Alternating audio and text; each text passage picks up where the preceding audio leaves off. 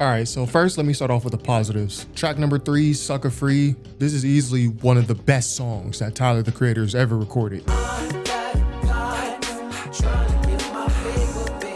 This is one of my favorite Tyler, the Creator songs. I mean, top 2 or 3. This is a damn good song. Track number 6, Ring, Ring, Ring.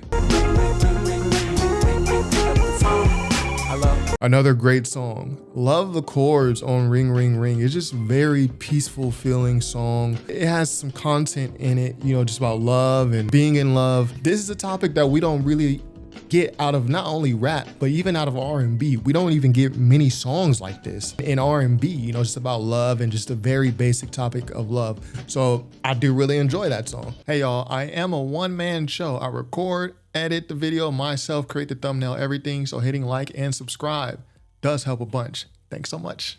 Back to the video. I did think the intro, Big Poe featuring Skateboard, which I assume Skateboard is Pharrell. You know, it's Skateboard. It sounds like Pharrell. I'm in Paris where it rains. Married to the game, 40 carats in the rain. I thought this was a nice intro, and I think it's Tyler's kind of first delve into the West Coast sound. Tyler's someone who's he's someone who's always had his own sound, his own production style. So he's really never tried to like fit into the mold of the West Coast sound. As a matter of fact, when Tyler first came out, he had a intro on his Bastard album where he said, "Fuck you post Drake ass cliche jerking, LA slossin' rapping fuck nigga ass hype beast niggas." He said, "Yo, F all you slossin', you know, repping LA rappers and all this." Obviously, he said this because he was frustrated because he felt like he was being blackballed. To hear him go from that to this, it's a nice switch. And then towards the end of the album, we get like a stint where we almost don't even hear Tyler at all. Track number 8 and track number 9, Tyler just kind of goes missing, and then he returns on track number 10, Tell Me What It Is, which kind of has like a similar drum pattern as Shut 'Em Down by Public Enemy. Hold it now.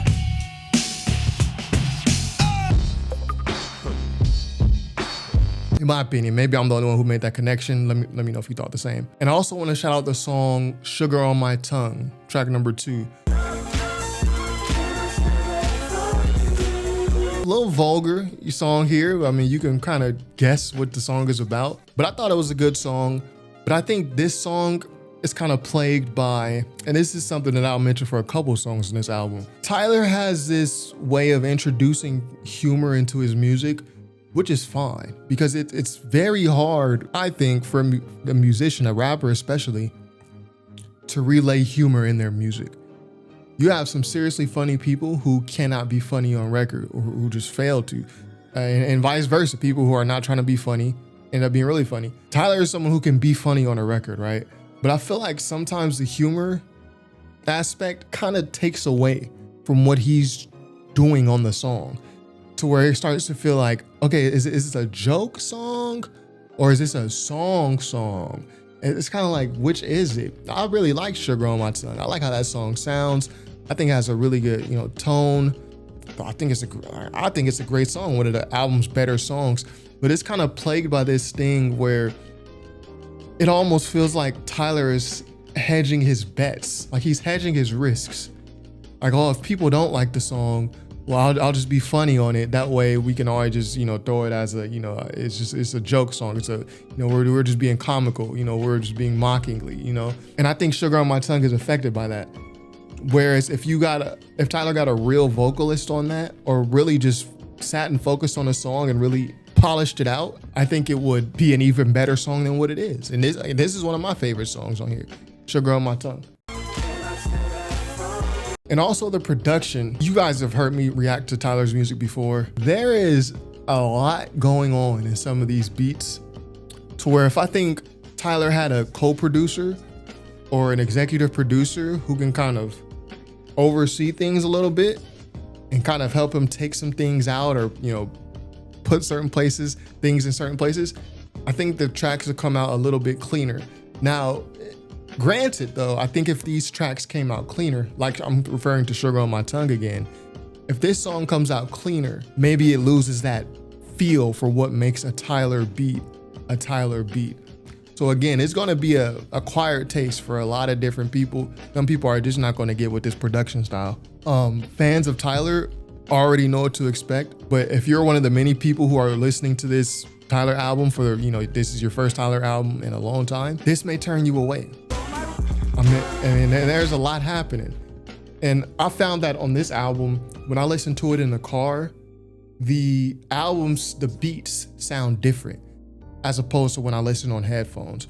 When I listen on headphones, and I'm not listening on these little things, I'm listening on like these big Shure studio headphones, right? When I listen on headphones, the beats sound way more smushed together. Like it sounds worse, simply put. To where when I listen to it in a car, I can kind of hear everything a little bit clearer. So I know it's not just me, but maybe I'm the only one who's receiving that. When I listen to Sugar on My Tongue in a car, it sounds a lot better. When I listen on headphones and a lot of these songs, it sounds just chaotic, man. And these are not chaotic songs. Like Sugar on My Tongue is not a chaotic song. It's really more of a laid back type of song. You know what I mean? So now as far as the songs that I could go without, Mom and Them don't need this song at all. Good on that one. Track number 7, the second half though, Tweaking. I like Don't Tap That Glass. Love how this beat starts. Love the piano. I could go without that also. But other than that, I mean, that's it. I would only take out Mom and Them, and we'll cut track number 7 in half, and we'll keep Don't Tap That Glass. Other than that, I don't think I would touch anything else on this album, which for me is good because if you watch my channel, you know I'm not really the biggest fan of Tyler the Creator's music like this. You know, his solo music, I like that he really is a big fan of music and that he cares about albums and he's an album artist. So I support that part, but his actual music is not something I listen to at all, really. So for me to have 1, 2, I mean, I'm for sure taking Sucker Free. I'm taking Sugar on My Tongue. I'm taking Ring Ring. You know, for sure, 3 out of 10. I'm taking 3 out of 10. So for me, that's good. Now I did find that this album, it kind of has a West Coast sound. There's some pretty heavy bass that kind of reminded me of some G-Funk bass on here. Slim. There's Tyler. He's using the exaggerated nigga, bro. How many times he say bro on this album? Bro. He's exaggerating it. It's almost like he's mocking how people from the West Coast talk. It's exaggerated so much. He even says the hard R instead of saying he doesn't say nigga. He done said it so much. He says the hard R in one of the songs. See, I'm that guy. Give a fuck what you think, nigga. You know what I mean? Which I found funny. Now I know some people are, not gonna find that funny. I found it funny. So in terms of Tyler's lingo, it kind of has that West Coast feel because Tyler does not talking like this in the rest of his music. So this is not just how Tyler is speaking and he's speaking like this on this album. Now this is something he's done for this album. But then I also find the album, it kind of gives me a 1980s feel. You know what I mean? And I've never been alive during the 1980s. But when I hear music from that era, but just kind of that more like laid back R&B, this is what the album gives me more than anything. It's dancey, it's upbeat, and there's a lot of singing on this. Especially this stretch that we talked about earlier from tracks 8 through 9. You got Sugar on My Tongue. You got Ring Ring. It has that feel good, in love R&B sound. More so than anything. And when I saw the album cover, I thought it would be more of a, shit talking West Coast album, which it does have some elements of that.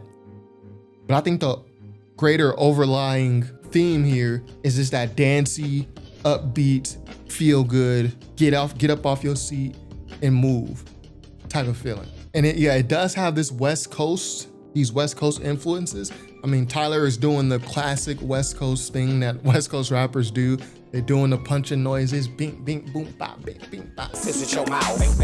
Like everybody, if you're a rapper from the West Coast and you've never done onomatopoeia with your hands doing punching noises, are you really from the West Coast if you've never done that? Tyler does it here, but it's mashed with this kind of 1980s type of R&B feel.